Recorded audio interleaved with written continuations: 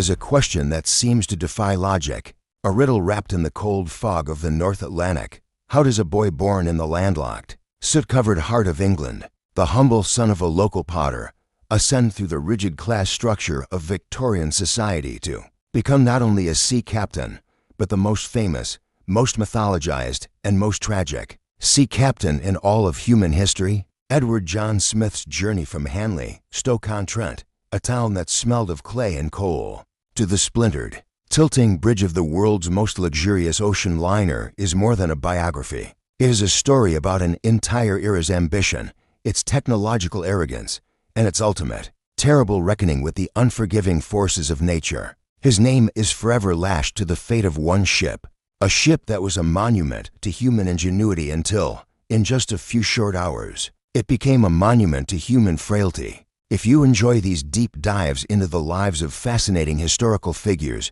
and the epic events that define them, please take a moment to support our channel. Clicking the like button helps us reach more people, and subscribing by hitting the subscribe button and the notification bell ensures you never miss a new documentary. And if you know someone else who loves history as much as you do, please share this video with them. Your support is what allows us to keep telling these incredible stories. Edward John Smith was born on January 27, 1850, in Hanley, Stoke-on-Trent, a town that formed the very core of England's potteries region.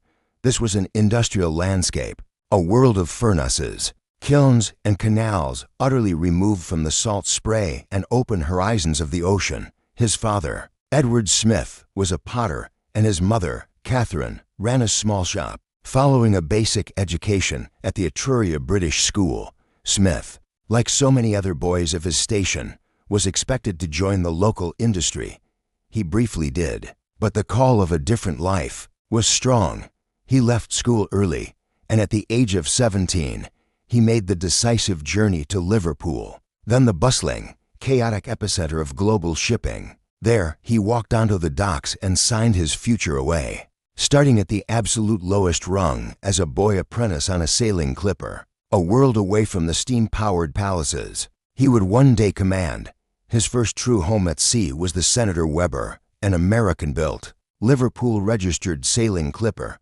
This was no gentle introduction to the maritime world. Life on a sailing ship in the 1860s and 70s was a brutal, relentless education. Smith spent his formative years battling the ferocious gales of the Southern Ocean and the terrifying calms of the doldrums, running routes that took him to South America and Australia. He learned to navigate by the stars, to read the wind and the water, and to command men in the face of terrifying storms, perched high on ice-slicked rigging. This harsh wine-powered life forged in him the fundamental practical skills of a true mariner, a deep instinctual understanding of the sea that would set him apart from many of his contemporaries, who had only ever known the power of steam. In 1880, after earning his extra master's certificate, Smith made the pivotal career move that would define his life. He joined the White Star Line. This was a company on the rise, competing fiercely with rivals like Cunard for the prestigious and highly profitable North Atlantic passenger trade. It was also a time of transition, as the romance of sail gave way to the reliable, brute force power of the steam engine. Smith's superiors quickly recognized his unique blend of old-world seamanship and modern professionalism. His competence was unquestioned, but it was his famously calm, steady, and reassuring demeanor that truly impressed them. In an industry where passenger confidence was paramount, Smith was a tremendous asset. His rise was meteoric. He advanced from fourth officer to the coveted rank of captain in an astonishingly short 7 years, a testament to the company's immense faith in his abilities. Smith was not just a captain, he quickly became the captain, the man White Star entrusted with their most important, most expensive, and most prestigious vessels. He commanded a succession of the line's premier ships, each one a technological marvel of its day. He helmed the Majestic, which had briefly held the blue riband for the fastest Atlantic crossing. He was the first commander of the Baltic, which, upon its launch in 1904, was the largest ship in the world. He followed this by taking command of the Adriatic, another of the big for luxury liners. By commanding these flagships, Smith became more than a crew member. He became the public face of the White Star Line. Their most senior, most experienced, and most trusted commander, the man who embodied their reputation for safety, reliability, and unparalleled luxury. His seniority and position eventually earned him the title of Commodore of the White Star Line. This was not merely an honorary rank. It signified that he was the most senior captain in the company's entire fleet, the admiral of their merchant navy. But why him? What propelled Smith from a highly competent captain to a maritime legend, the Millionaire's captain? The world's wealthiest and most influential people, names like Astor, Guggenheim, and Strauss, actively refused to sail across the Atlantic with anyone else. The answer lies in his carefully cultivated persona. Smith, known affectionately as EJ, was the very picture of a transatlantic commander. With his commanding presence, immaculate uniform, and iconic, flowing white beard, he looked the part. More importantly, he was famously charming, witty, and unfailingly steady. He was a master of the social graces, hosting the captain's table with an easy charisma that made his high-profile passengers feel safe, privileged, and thoroughly entertained. He was, in short, a celebrity captain, long before the term existed. His presence on a ship's roster became a powerful advertisement for the White Star Line. He was so incredibly popular, particularly with the Gilded Age elite, that it was common for wealthy passengers to call the White Star offices and specifically ask which ship EJ was commanding that season. They would then book their passage accordingly, sometimes delaying their travel for weeks just to sail under his command. This loyal following gave him an almost mythical status. He was seen as the safe captain, the lucky captain, the veteran mariner who had seen it all and could handle anything the Atlantic could throw at him. His ships were not just transportation, they were exclusive, floating social clubs, and he was their esteemed host. In 1911, the White Star Line prepared to launch the first of its 3 new sister ships, the Olympic. This vessel was a game-changer, a quantum leap in size, luxury, and engineering. At over 882 feet long and displacing over 45,000 tons, it was, at that moment, the largest ship in the world. To introduce this marvel to the public, to reassure passengers, and to manage the immense technical challenge of commanding such a behemoth, the company trusted only one man with her maiden voyage. Captain Edward John Smith.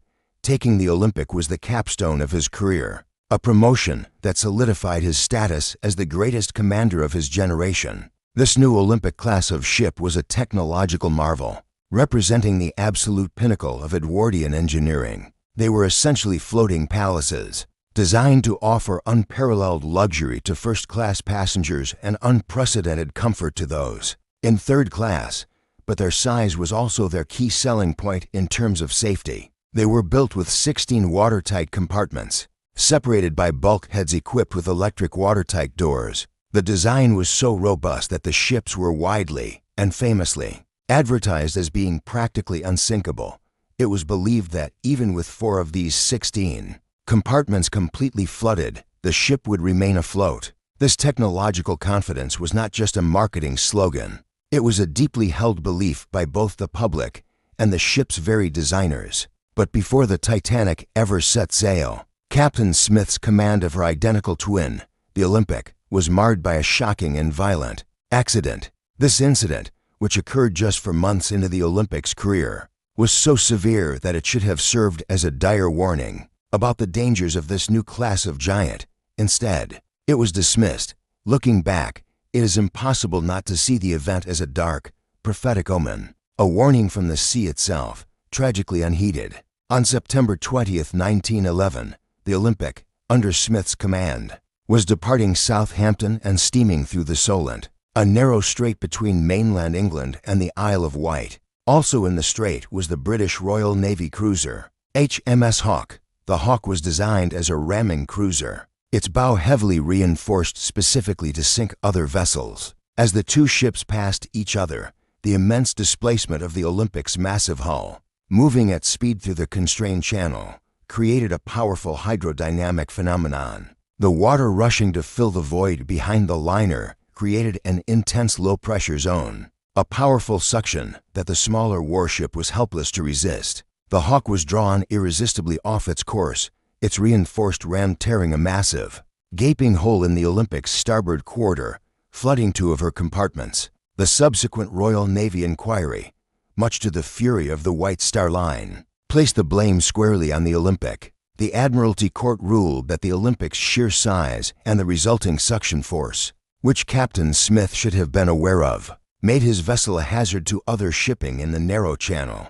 The incident was a financial disaster for White Star, forcing the Olympic into dry dock for extensive repairs which, fatefully, required parts and workers to be pulled from the Titanic, delaying its construction and completion. More importantly, this collision raised profound and serious questions about the handling and maneuverability of these giant new ships. It proved that their immense size created new, poorly understood dangers. Tragically, no real lessons were learned. The incident was chalked up to a fluke, and the fundamental belief in the ship's safety and the captain's mastery remained unshaken. By 1912, Captain Smith was 62 years old and, by all accounts, was planning his retirement.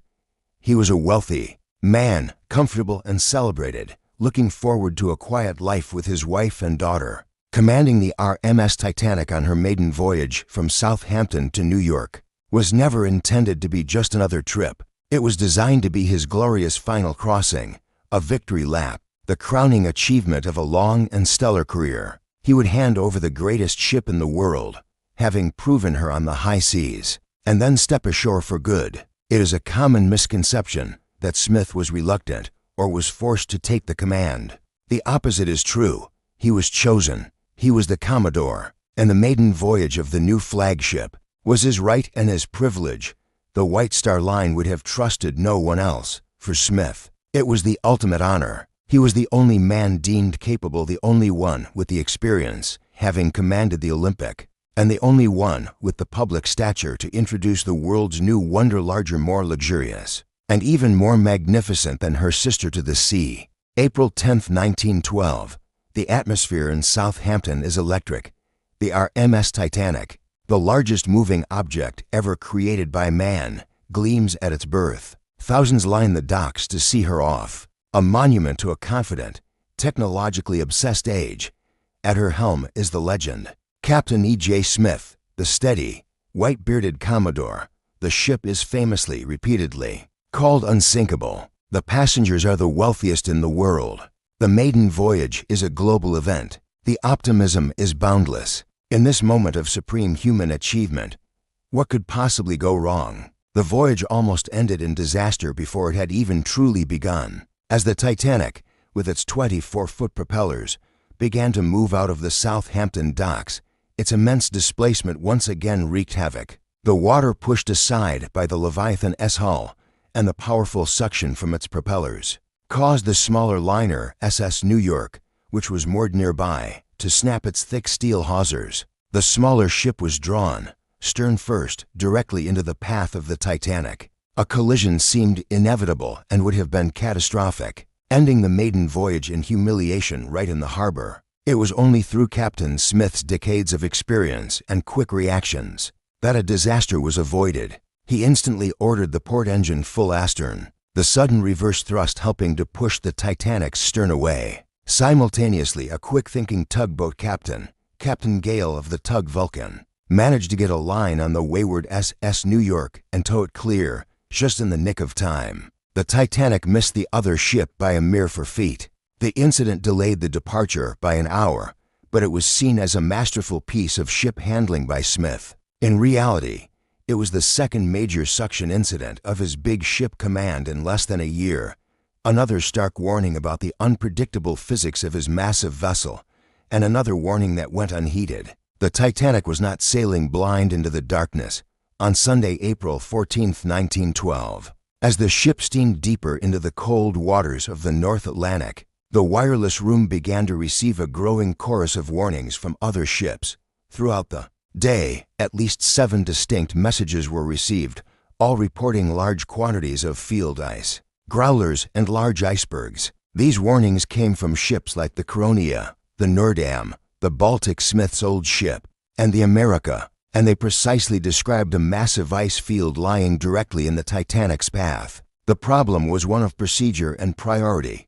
The Titanic's two wireless operators, Jack Phillips and Harold Bride, were not employees of the White Star Line. They were employed by the Marconi Company, and their primary revenue-generating job was to handle the enormous volume of private passenger messages, stock trades, business dealings, and personal greetings from the wealthy clientele.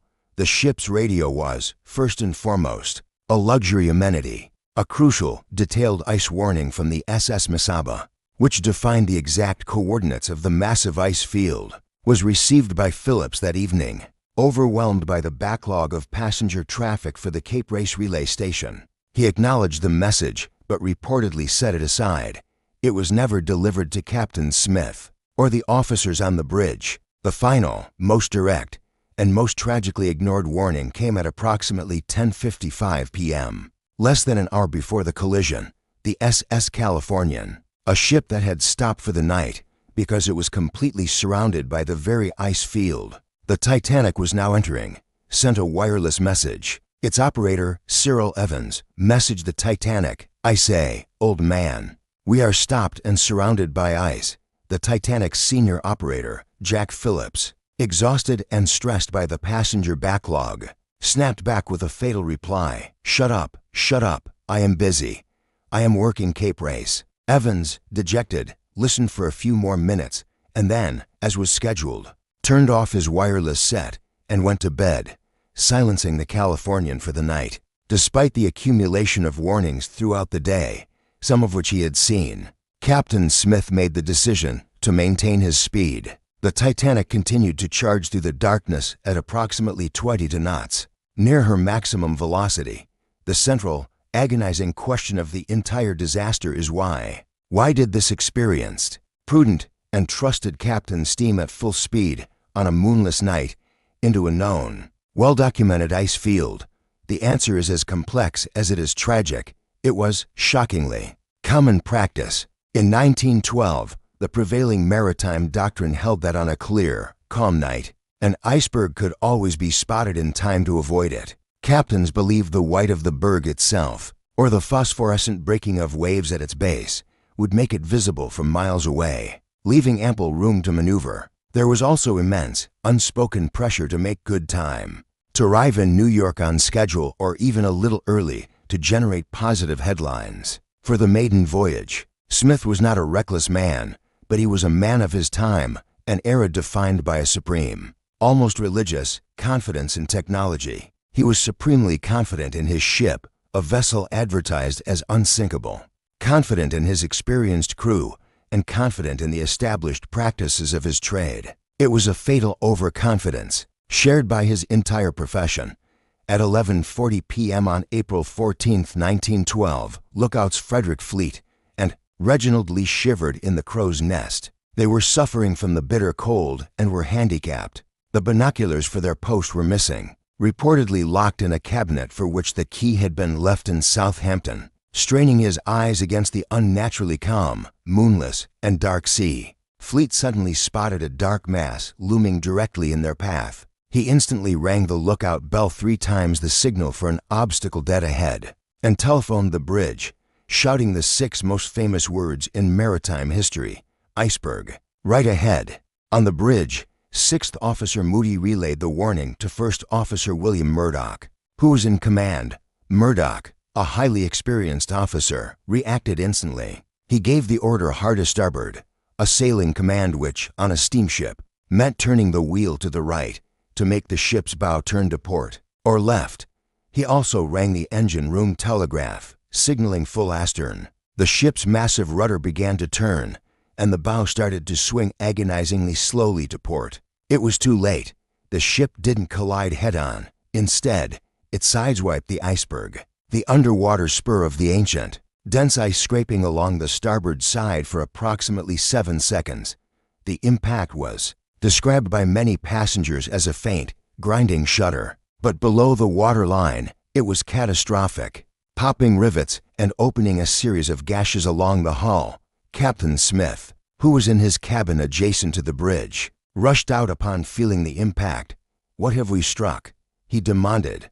Murdoch reported the iceberg. Smith and his senior officers, including 4th Officer Boxhall, immediately went to inspect the forward part of the ship. They quickly discovered water pouring into the mailroom and the forward cargo holds. Smith summoned the one man on board who would know the precise implications of the damage, Thomas Andrews, the ship's brilliant designer, who was traveling on the maiden voyage to take notes for improvements. Andrews, after a quick tour of the damaged lower decks, returned to the bridge with a death sentence. The iceberg had opened 6 of the ship's 16 watertight compartments. The ship was designed to float with 2, 3, or even, improbably, for compartments breached, but not 6. As the first 6 compartments filled, the bow would be pulled down, causing the water to spill over the top of the bulkheads, which only went as high as E-deck into the next compartment, and the next in a fatal, cascading domino effect. Thomas Andrews delivered the calm, mathematical, and horrifying verdict to the captain. The unsinkable Titanic was doomed. He gave her, at most, 2 hours. At that moment, Captain Smith knew. His ship, his career, and the lives of over 2,200 people were sinking beneath his feet. His first order was to the wireless operators: send the call for assistance. He gave them the distress signal, CQD, and later the new signal, SOS, making the Titanic one of the first ships in history to use it. His second order was to his officers: uncover the lifeboats and begin mustering the passengers. But this was all done with a fatal lack of urgency. The ship still looked stable, the band was playing, and the prevailing imperative was to prevent panic at all costs. This calm, intended to save order, would ultimately cost lives. The evacuation of the Titanic was a tragedy of chaos, confusion, and catastrophic misjudgment. Captain Smith gave the traditional, chivalrous command of the sea: women and children first. However, this simple order was fatally misinterpreted by his 2 senior officers in charge of the port and starboard evacuations. On the starboard side, First Officer Murdoch interpreted the command as women and children first, and then men if there is space. As a result, his boats, like Lifeboat 7, the first to leave, departed partially full, but they did include men on the port side. Second Officer Charles Lightler interpreted the command with rigid, deadly literalness: women and children only. Lightler adamantly refused to let any male passengers board, even when there were no more women or children in the vicinity. Consequently, his boats, like Lifeboat 6 carrying Molly Brown, left dangerously under capacity. This adherence to a misunderstood protocol, combined with the passengers' initial reluctance to board the small wooden boats, meant that the Titanic's lifeboats, which could already only hold half the people on board, left the ship with over 400 empty seats. As the ship's fate became terrifyingly clear, witness accounts describe Captain Smith in a state of apparent shock, yet still performing his duties. He was seen walking the decks, seemingly dazed, but also giving clear, concise orders. He personally visited the wireless room to encourage Phillips and Bride, telling them to keep sending the distress call. He was seen on the boat deck, megaphone in hand, attempting to instill order and urgency into the lifeboat loading. He gave the final, critical order to release the crew from their duties, a signal that it was now every man for himself. He was a man watching his entire world, and the bedrock of his professional reputation, disintegrate around him. He was trying to follow the protocols of a lifetime for a disaster that had no protocol. As the ship's bow plunged beneath the freezing water and the stern rose high into the air, chaos finally erupted. The band played its final hymn. The remaining passengers and crew scrambled up the tilting decks. Captain Smith's final moments are shrouded in legend. His death as mythologized as his life. Contradictory accounts make it impossible to know the certain truth. Some witnesses, like first-class passenger Robert Williams Daniel, claimed they saw Smith enter the wheelhouse on the bridge, remaining at his post as the sea crashed through the windows. This is the most enduring, stoic image. Other, more lurid, accounts surfaced in the immediate, hysterical aftermath. One story, widely reported, but just as widely discredited by those who knew him, was that he had shot himself with his service revolver on the bridge. This narrative was flatly denied by surviving officers and is considered sensationalist fabrication. A more poignant, and perhaps more likely, story tells of him carrying a small child to a swamped lifeboat before swimming back towards the wreck. Another account has him releasing the crew with the famous though likely apocryphal, words. "Be British, boys, be British." What is certain is that he was last seen on or near the bridge, a stoic figure, swallowed by the sea. Captain Edward John Smith died at his post, just as maritime tradition demanded. He followed the highest, and in this case, the deadliest, tradition of the sea. He did not, for 1 second, attempt to save himself. He accepted his responsibility and his fate, going down with his ship and over 1,500 of his passengers and crew. His death in the cold, 28-degree water of the North Atlantic was the final, tragic act in a life defined by the ocean. The world reacted with a profound, earth-shattering sense of shock and disbelief. The Titanic sunk, the unsinkable ship gone on its maiden voyage, and 1,500 people with it. It was inconceivable. The initial shock quickly turned to grief, and then to white-hot anger. The public demanded answers. They demanded accountability. This was not a natural disaster. It was a man-made catastrophe. Who was to blame for this horrific, preventable loss of life? In the wake of the sinking, two major governmental inquiries were launched. The first was the United States inquiry, convened just days after the survivors reached New York on the Carpathia. It was led by Senator William Alden Smith, a fiery, populist politician.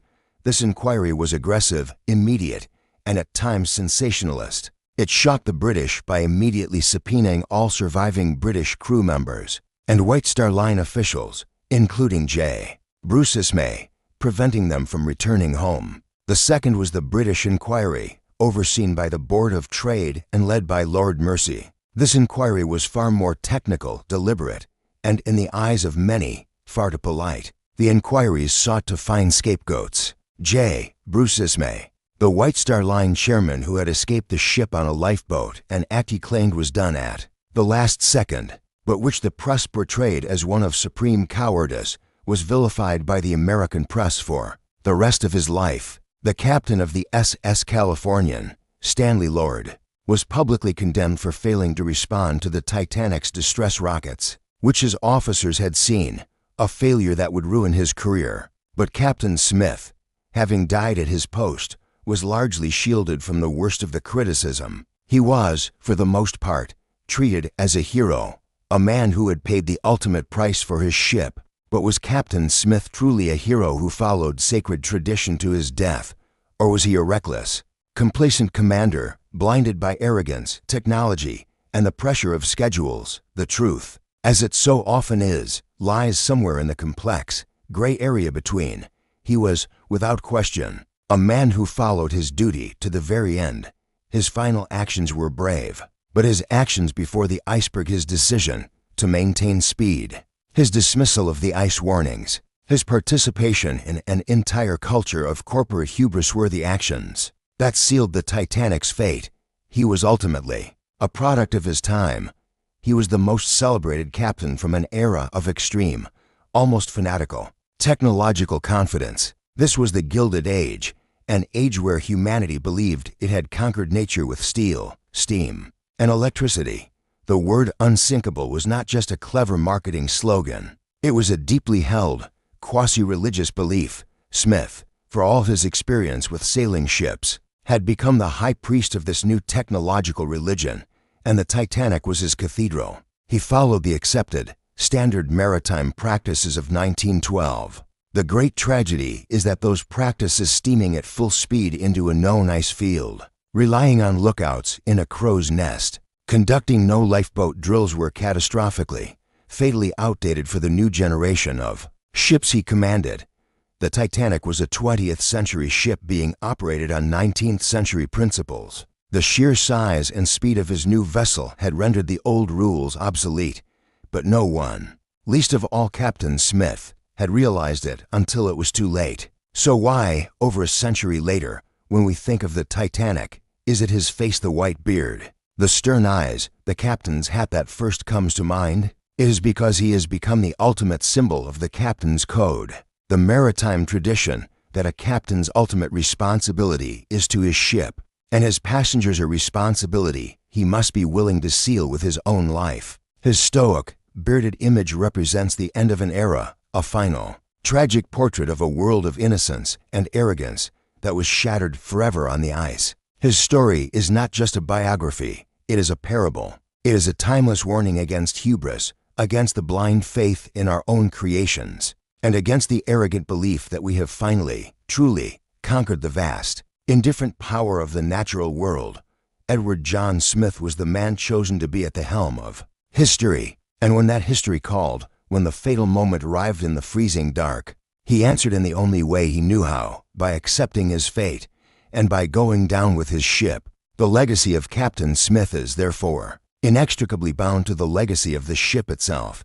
He cannot be separated from it. He is the human face of the tragedy, the embodiment of the command and responsibility that failed. The inquiries that followed led to sweeping, fundamental changes in maritime law, the establishment of the International Ice Patrol, the requirement that ships carry lifeboats for every person on board, the mandate for 24-hour radio watches. These are the laws written in the blood of the Titanic's victims. His death, and the deaths of the 1,500 souls with him, served as the terrible, necessary sacrifice that forced the maritime world to awaken from its dangerous, arrogant slumber. Today, Captain Smith remains one of history's most debated figures. Is he the noble hero or the negligent commander? In the end, he was both. He was a brilliant, highly competent captain who, at the critical moment, fell victim to the same technological hubris that gripped his entire age. His failure was not one of cowardice, but one of complacency, and his heroism was not in his command, but in his final, stoic acceptance of its consequences. He remains frozen in time, the Commodore of the unsinkable ship, forever sailing into the darkness. He was the man at the helm of history, the physical representation of an entire era's confidence. And when that history called, when the systems failed and the unsinkable sank, he answered that call in the only way his code, his tradition, and his conscience would allow, by remaining at his post and going down with his ship, merging his own identity with the Titanic's forever.